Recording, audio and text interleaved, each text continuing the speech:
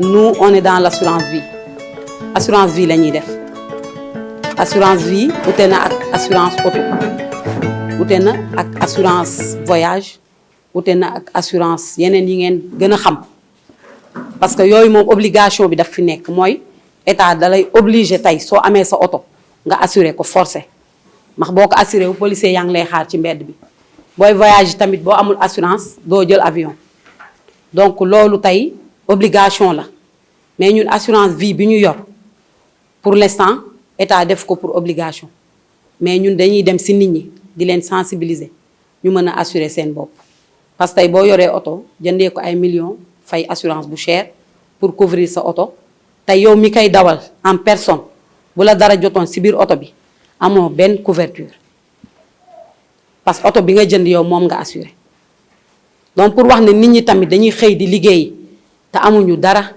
lu leen couvrir comme li ñuy wax rek ñun ñëpp di xëy suñu xëy rek lañ xam mais xamuñu suñu gont donc depuis Covid 19 ñëw defe naa kenn ragalatul wax décès ci mbooloo parce que loo xam ne mën naa ñëw à tout moment muy nekk ay inondation yi ñëw di yóbbu nit ñi di leen gàllankoor ci seeni liggéey di yàq seeni place comme mu nekk feebar yoo xam ne tey day jékki-jékki rek ñëw ci àdduna bi te kenn du xam fooy jaar wala nooy taxawee sa bopp wala nooy taxawoo sa njaboot donc corona bu mu ñëwee ñi mu yóbbu gënuñ ñu ñun ñi fi des donc ce sont des pandémies yoo xam ne tey mën na ñëw donc ñëpp am si tolof-tolof te bu nekkoon tey ji jëloo benn prévention wala benn sécurité pour sa njaboot da ngay mujjee sonn wala xaawi sa sutura parce que soo amatul liggéey amoo xëy amoo foo jëlee xaalis di nga ñaani te kenn ñaanu ko yàlla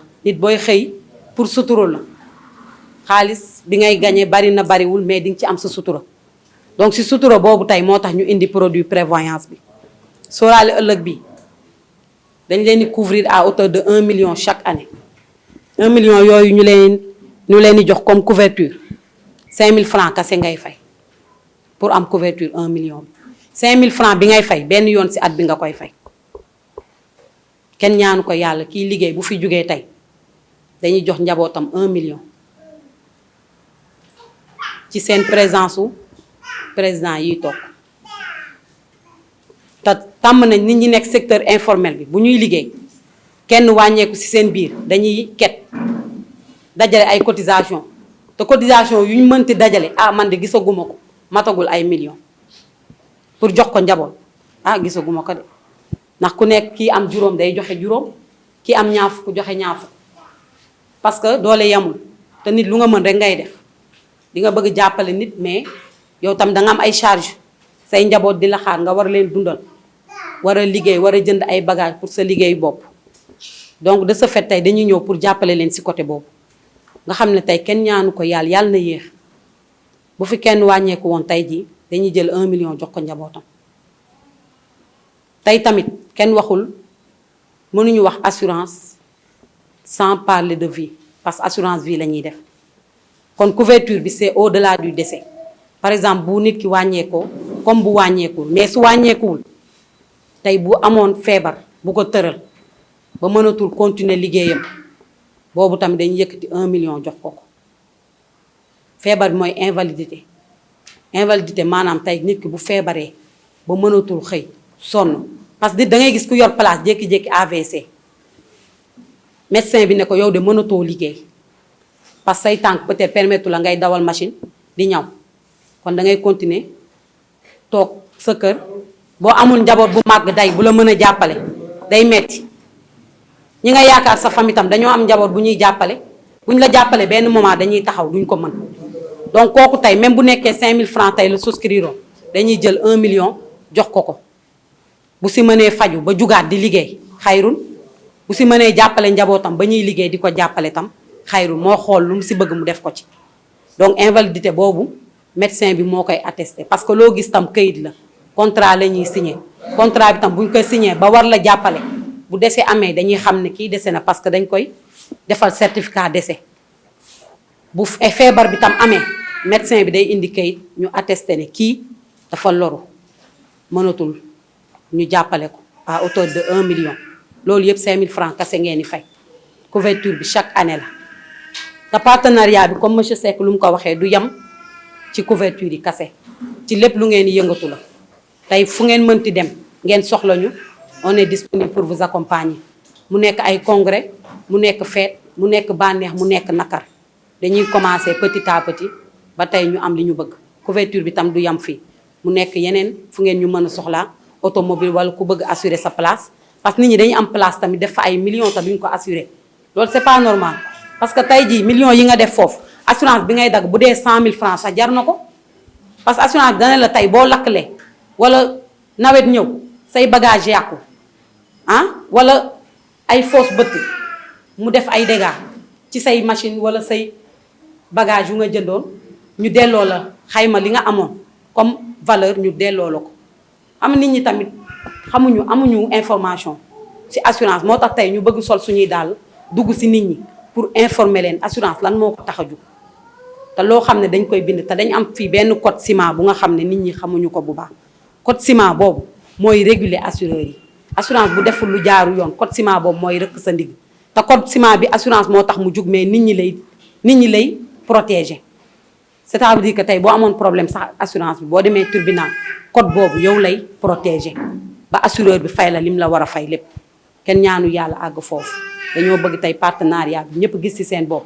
ñu liggéey donnant nga xam ne tey képp ku ci am jafe-jafe ñu mën la taxawu commencement ba fin kon ñuy ñaan yàlla li ñu sumb nii yàlla nañ ci yàlla jàppale ñu commencé bisimilah tàmbalee alhamdulilahi rabbil alamin kenn bañ ci loru kenn bañ ci manqué incha allah rabbi jërëjëf. maa ngi tudd président Abdou Aziz Lo bon nekk le coordinateur bu coordination départementale de Tivaouane ñu bokk ci coordination région de Thiès ñu nekk ay tailleurs donc loolu moo ñu dajale woon fii te pour waxtaane secteur bi. daje bi li tax ñu def ko mooy pour fexe ba dajale tailleurs yi nekk ci région bi yëpp moo tax chaque département ñu am tey ci benn organisation mel ni Mbour moo ko ñu ko def le coordinateur Mor Talla Ndiaye mi ngi sama ginnaaw ñoom ñoo ko ñu ko organisé beneen phase bi tey la ñun waa Tivaouane ñoo ko organisé mais avant ñu koy def aussi on a fait le département fépp fu maire nekk dem nañ fa waxtaan ak yow wala fi ñu mën a dem yëpp dem nañ fa wax leen li nga xam ne mooy dayoo bi ñu bëgg a def au niveau du département de Tivaouane suñu paree ñu mën a lëkkale région bi ñi fi daje ñi ñëpp nag ay président association lañu yàlla dogal ñun bu ñu dajee alxamis fii yàlla dogal ñu tànn ma def ma le coordinateur du département de Tivaouane donc yàlla dogal ñu ànd ci liggéey boobu ba tey jii ñu def coordination bi pour monter li nga xam ne mooy le comité directeur ànd ci ak ñi nga xam ne ñoo jugee région Thiès muy Mbour ak waa Thiès dañ ko fédéré donc ci liggéey boobu ci la ñu nekk am nag ay objectifs yu am solo yu nekk ci kanam yoo xamante ni xëy na bu ñu demee ba ci kanam ñu bëree bëri dinañ gis ñun li ñu bëgg a def lan la. jafe-jafe tailleur yi lan la. non jafe-jafe tailleur yi moom yàlla dogal mu nekk lu bari benn rek lañ ciy lim am nañu accès au financement accès aux formations am nañu accès aussi pour am sax ay kayit pour ñi nga xam ne ay centre de formation la ñu yor pour boo dugalee tey pour nga jot sa kayit rek mën nga cee def ay weer wala ay at doo ko jot xëy na peut-être nag avec le nouveau régime am nañu yaakaar ni liñ ci soxla yëpp yàlla dinañ ko defal. waaw loolu objectivement defe naa ni Sénégal yëpp seen xel dem na ci loolu sol yére olof sol dàllu ngaay defe naa ni loolu Sénégal yëpp ñu ngi ci objectif boobu parce que président bi mu dikkee fekk nañ ci lancé boobu mais da koo gën a dooleel daf ko gën a jëgëral gën a wax lu dalal suñu xel objectivement nag am nañu yaakaar ni bépp autorité boo xam ne te nekk nga ci benn environnement wala ci nga nekk ci localité tey jii dañuy sàkk coow la ngay sol wala sa njaboot di ko sol nga war ko jël jox ko tey yi nga xam ne ñoo nekk sa localité marché local yi aussi ñi ngi ciy interpeller sunu autorités yi pour ñu bàyyi ko ci biir dëkk bi nga xam ne foofu la seen doom yi nekk seen ñu nekk ay tailleur am capacité bi am man-man bi ak xam-xam bi pour mën a doxal loolu. waaw mais xam nga liggéey c'est que liggéey bu nekk kenn ku nekk da nga war a assurer sa bopp ñoom ñi dañ leen di sant di leen gërëm di leen ñaanal parce que objectif yi ci président Mamadou Seck la jógee parce que waxtaan na ak moom ba ñu démarré ko ñoom au niveau de Thiès bi ma wax ma ko ma ne ko non ñooñu impérativement dañ leen a war a invité pour ñu mën a ñëw teew pour ñu xamal ñu ñoom li ñu bëgg a def lan la donc président Seck dañ koy sant ci loolu waa assurance boobu aussi dañ leen sant di leen gërëm parce que tey jii benn tailleur boo assuré nga njabootam yëpp parce que tailleur bi tey jii bu amee tolof wala mu am jafe-jafe yàlla mën na def assurance boobu mën na ko jël en charge te mu nekk nag assurance bu oyof boo xam ne def nañ ci ndimbal di def appel waxuma tailleur rek mais tous les artisans dañ leen ciy woo pour ñu assurer ci seen bopp parce que lu am solo la. waaw mën naa wax ni les 95% yëpp teew nañ Ñaaxeen Morolan du ma lim mais ñun ñëpp teew nañu xëy na liggéey bi ñu commencé nii objectivement dañ ko tënk mais dinañu gën a mën a yaatal lépp ba dëkk bu nekk gis sa bopp ci li ñuy def parce que ñun objectif boobu la ñu am mooy fexe ba li ñuy dox nii chaque dëkk bu nekk ci biir Tivaouane nekk ci département Tivaouane nga mën ci gis sa bopp yor ci ay responsabilité ba bu ëllëgee li nga xam ne ñun entamé nañ ko yàlla mën nañu defal jàmm ak sutura xale yi ñëw mën a jël relève bi te suñu xel dal na parce que ñu ngi ànd ak ay xale yu seen loxo set ay xale yoo xam ni vraiment am nañ ay ambition am na lu ñu bëgg am nañ fu ñu bëgg a dem ñun nag suñu expérience ak suñu ay relation la ñu ànd ak ñoom pour jàppale leen bu ñu demee ba taxaw rek incha allah dañ leen di bàyyi ñu continuer quoi parce que loolu mooy suñu objectif.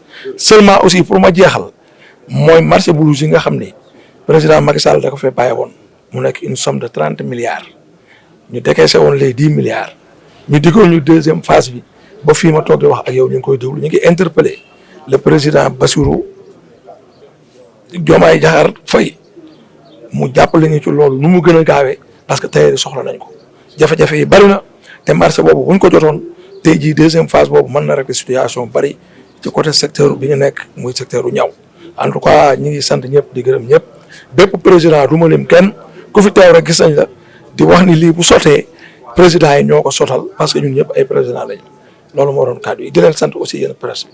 Abdoulaye Fall Mboro, coordonnateur départemental de coordination des tailleurs de la région de Thiès. Nous sommes réunis aujourd'hui ici pour officialiser un comité directeur du département de Tivaouane. On avait commencé d'abord par le département de Mbour le 12 mai passé. On avait eu à nommer 30 membres, 30 tailleurs issus des associations et communes du département de Mbour. Aujourd'hui, également, nous sommes réunis ici avec toutes les associations qui se trouvent dans le département de Tivaouane. Également, les collectivités locales ont été informées et invitées ici. Ils se sont tous, à peu près 95%, participés sur cette réunion. Nous avons eu à officialiser également le comité directeur du département de Tivaouane aujourd'hui. Même s'il y a eu des manquements, quand même, on a fait l'essentiel du département. Également, on a rendu visite aux maires et aux collectivités locales pour leur expliquer le projet. C'est un projet de la région de Thiès. Parce que nous, les tailleurs, on avait un peu fatigué d'entendre à la bouche des autorités en nous disant que nous ne sommes pas réunis, nous ne sommes pas unis. Désormais, cette phase est déjà tournée. Aujourd'hui, on ne peut plus dire cela. La région de Thiès montre la voie. Nous sommes réunis ici pour se fédérer, pour être unis, parler d'une seule voix et faire ce qui est de notre devoir, également réclamer ce qui est de notre droit. L'État du Sénégal, nous le félicitons. Le président Bassirou Diomaye Faye, un président très bien élu. On peut dire que démocratiquement mieux élu depuis les années 60. On a vu par ses vêtements, ses habillements, costumes vestimentaires, il a choisi de s'habiller en Sénégalais. Et ça, c'est une fierté pour nous, pour tous les artisans également. Et nous demandons les membres du gouvernement de suivre cet exemple-là. On a vu qu'en Afrique, c'est un modèle. Actuellement, les Africains s'habillent en Africain. Notre président de la République a montré la voie. Mais ce n'est pas suffisant. C'est pas suffisant. Il y a beaucoup d'autres choses à faire pour booster notre secteur. Le secteur artisanal compte 122 corps de métier. Mais les couturiers sont les plus nombreux, sont les plus organisés, sont les plus représentants. Donc nous avons besoin d'être appuyés, d'être accompagnés, parce que nous avons des compétences et des moyens. Ce que nous sommes venus faire ici aujourd'hui, le comité directeur compte, par exemple, une commission appelée commission de formation. Nous avons l'habitude de nous former nous-mêmes, sans demander l'aide de l'État, par nos maigres moyens. mais l'offre est insuffisante. La demande est beaucoup plus importante que l'offre. Donc nous demandons l'État du Sénégal, à travers ses différentes agences, qu'on peut nommer 3FPT, ONFP, ADPME, d'accompagner cette coordination, de nous doter suffisamment des moyens, surtout des formations des maîtres formateurs. Nous savons que l'État veut, mais l'État ne peut pas tout faire. Nous sommes prêts, nous sommes engagés à descendre un peu plus partout pour former les tailleurs, pour leur doter du savoir, parce que le monde évolue. Notre domaine également, la couture évolue. Mais nous avons besoin de l'accompagnement de l'État du Sénégal. Les problèmes majeurs, c'est ce que nous avons l'habitude d'entendre. On nous appelle le secteur informel, alors que nous ne sommes pas forcément informels. Parce que chaque tailleur que vous voyez, c'est un projet ambulant. Nous avons des projets dans la tête, mais nous ne sommes pas accompagnés. On ne bénéficie pas assez des prêts bancaires, parce que les banques ont peur de donner leur argent aux tailleurs. Et ça, c'est un problème majeur à laquelle nous travaillons depuis pour l'évolution de cela. Beaucoup de candidats de l'élection passée avaient prôné d'ouvrir une banque artisanale. Et ça, nous sollicitons l'État du Sénégal de le faire. Parce qu'il y a beaucoup de programmes pour les Sénégalais, mais rarement on entend volet artisanat. Par exemple, l'équipe sortant parlait de 100 000 logements, mais on n'a jamais entendu des tailleurs. Alors qu'il devait y avoir une volet artisanat, particulièrement les tailleurs, parce que nous sommes les plus nombreux du secteur artisanat. Donc, en global, nos problèmes, on nous dit que nous ne sommes pas unis. Nous sommes informels, alors que c'est faux. Nous sommes formels. Mais on a besoin d'être accompagnés dans le processus de formalisation. Et cela, c'est l'État qui peut le faire. Et nous demandons à l'État du Sénégal de le faire. Et également, les blouses scolaires, c'était un programme extraordinaire. Un programme rénovateur. Un programme qui avait dit par le ministre lors de réception à Diamniadio qu'il y a eu plus de 20 000 bénéficiaires. Et ça, c'était direct. Ça veut dire, autrement dit, il peut y avoir jusqu'à 50 000 bénéficiaires indirectement. C'est un programme salué par les tailleurs qui mérite d'être évalué, qui mérite d'être revu. Et la deuxième phase, les tailleurs l'attendent jusqu'à présent. Parce que c'est un projet qui règle des différents problèmes. Il donne aux tailleurs un travail. Également, il règle le problème d'inégalité sociale dans les écoles. Chaque élève qui est doté de blouses, cela veut dire que c'est difficile de faire la différence entre les parents milliardaires et les parents pauvres. Et c'est un programme où nous avons, en tout cas, on s'est donné les moyens pour faire la demande. On l'a fait correctement, dans les délais et avec qualité. Donc nous demandons à l'État du Sénégal d'évaluer, d'ouvrir même des audits s'il le faut, pour savoir les 30 milliards, on n'a reçu que les 2 milliards, c'est-à-dire la première phase. Où se trouvent les deux autres? En tout cas, la réponse, les tailleurs l'attendent. Et on espère qu'avec le président Diomaye Faye, le signal donc il vient de nous montrer avec son gouvernement, en tout cas ça nous rassure. Mais ce n'est pas suffisant. Il faut que notre ministre tutelle donne des gaz sûrs, parce que nous ne sommes plus des années 2000. Les artisans d'aujourd'hui, c'est des artisans formels, c'est des artisans éveillés et conscients, et nous sommes prêts à les accompagner dans le processus de développement de ce pays. Oui, le partenaire à NCA Bank, je pense que, en tout cas, il fait un bon travail. En tout cas, il nous a exposé ses produits. Le monde évolue. On a tous besoin d'être assurés. Assurance vie, nous avons tous besoin de le faire. Assurance à nos ateliers, à nos familles, c'est quelque chose qui est salutaire. Donc, en tout cas, il a fait confiance aux tailleurs. Parce que les tailleurs également, c'est des citoyens de ce pays, et dignement représentés, qui font leur travail et qui participent dans le développement du pays. Donc, nous demandons à tous les partenaires de faire comme MCA, de venir nous approcher et de nous montrer leurs produits et de travailler avec nous. Parce que le tailleur des années 2000 n'est plus le tailleur d'aujourd'hui. Bon, on peut dire qu'à 95%, les 18 communes sont participées. Même s'il y a eu des manquements, en tout cas, on a travaillé avec eux. On a descendu sur le terrain, aller faire des visites dans les communes, dans les 18 communes. On a parlé avec les tailleurs, on a écrit des notes, des invitations, on a expliqué aux maires respectifs ce qui est de notre projet.